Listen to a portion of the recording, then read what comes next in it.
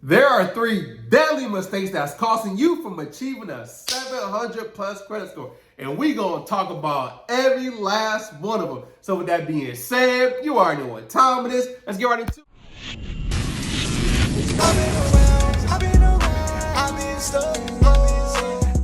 What's up, family? I'm back with another one. Hey, if you're new to the channel, welcome to the family. So in today's class, we're gonna go over those 3 deadly mistakes that's costing you from a 700 plus credit score. And not only is it costing you that 700 plus credit score, it's costing you that house you always wanted. It's costing you that car you always wanted. It's also costing you that funding for your business you always needed. And one thing for sure it's costing you is money. And if you're tired of having a bad credit score and you want that 700 plus credit score and you want that house and you want that car, you want that funding for your business, make sure you go grab a pen, make sure you go get some paper, and you know you gotta get you something to drink, because it is gonna be a good one. Before I get into today's lesson, and we almost at 50,000 subscribers, and it's all because of y'all. That's why I said we. I appreciate the love, I appreciate the support, I appreciate the likes, the comments, the views. I appreciate everything. And what I want to do is give back to you all, right? So what I'm gonna do is go live sometime this week. I don't know just yet, but you'll know because I'm gonna drop a post so you can see when we're going live. And what I'm gonna do is be able to answer y'all questions when it comes to credit, money, and business, right? Answer all 3 of those questions. So come with y'all questions and also come with y'all cash app, because I'm giving out some money. So we're gonna be lit. Hey, so make sure you have your drinks. Come with the questions, be ready, because we're gonna have a good time. So let's get into today's lesson. So one of the biggest mistakes I see a lot that's happening that's causing people from achieving that 700 plus credit score is the dedication to the process. What do I mean by that? Let me tell you a quick story. I have a friend, he had the cheat code on how to get $50,000 and use that $50,000 to then invest into real estate. He gave me the process, right? We had person A, which was me, and person B, which is another friend. He gave us the exact same blueprint on how to get that. Yes, it took me time because guess what? I had bad credit and I had to do the necessary steps to actually clean up my credit, then to go get access to that funding. So he told me to do step A, clean your credit. Then make sure you do this and make sure you do that and make sure you do this, build up your credit. And then once you build up your credit, you want to go to this bank. And once you go to this bank, create a relationship. And once you create a relationship, continue doing what you need to do to build that relationship up. And then when time comes, then you go ask for the money, right? So I did all the necessary steps. I had to do this, I had to do that, pay down this credit card, I had to remove all these hard inquiries, I had to remove this late payment, I had to do all these different steps because my credit score was trash. It was trash, right?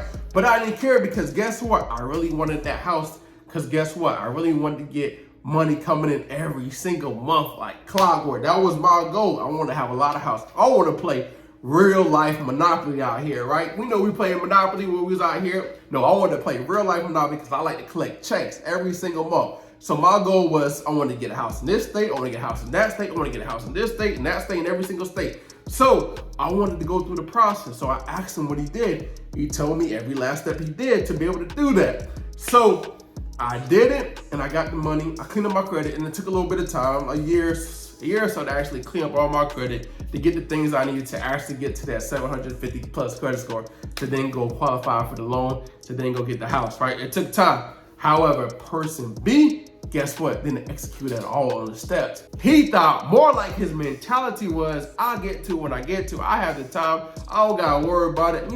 I got it. However, what most people don't realize is that time is gonna pass whether you get started or not. So if you wanna be like person A, which is go through the process and be dedicated to the process and get through it, no matter what it looks like, no matter how long it takes, what are you gonna do? Or are you gonna be like person B that actually waits and waits and waits, and 5 years, 10 years, 3 years, 4 years pass, and you wish you would've got started, right? And if you wish you would've got started, guess what's also gonna cost you? It's gonna also cost you these things as well. It's gonna cost you high interest rate, paying higher car payments, right? Yes, paying higher car payments. If you had a better credit score, you'll have a lower car payment. Paying rent. I know most people are tired of paying rent, right? Paying that $1,800, paying $2,000, paying $2,500 per month, whether you can get a house that's much cheaper, that's cost you much less, right? Also, paying cash for everything, right? You gotta put cash down for this. You gotta put cash down for this. You gotta put cash down for utilities. That's what's gonna cost you if you continue to wait. every single month. Wait. The second biggest mistake I see all the time is not know how to build your credit profile and having patience. What I mean by that, 85% of your credit score is controlled by you, and the other 15%, it just takes time. What I mean by that, 35% of your credit score is payment history. The other 30% is utilization. The other 10% is credit mix. And the last 10% is hard inquiry / new accounts, right? What I mean by that, you have the control on paying your monthly payments every single month. You have the control of keeping utilization below 10%. You have the control of mixing up your accounts, whether that's having revolving accounts or installment accounts. Revolving accounts is your credit cards, charge cards. Those are your different revolving accounts. And your installment accounts consist of personal loan, student loan, car loan. Those are installment accounts, right? You control that. And the last 10% is hard inquiries. And you know the hack on how to remove hard inquiries off your credit report. And it's okay to have new accounts every now and then, depending on what you're trying to do. But the other 15% is just going to take time, because it takes time to actually build up your credit profile. That's why I say you got to have patience. And most people don't have patience. They see that one alert from Credit Karma and say, yo, I pre-qualified for this, and apply. And guess what? They done hooked you again. Keep on applying, and know you got bad credibility out here. It don't make no sense. So you got to have the base. You got to have the patience to actually build up your credit profile and wait until the right time to actually get to what you really want. Whether that's a house, whether that's a car, whether that's funding for your business. You just gotta have patience.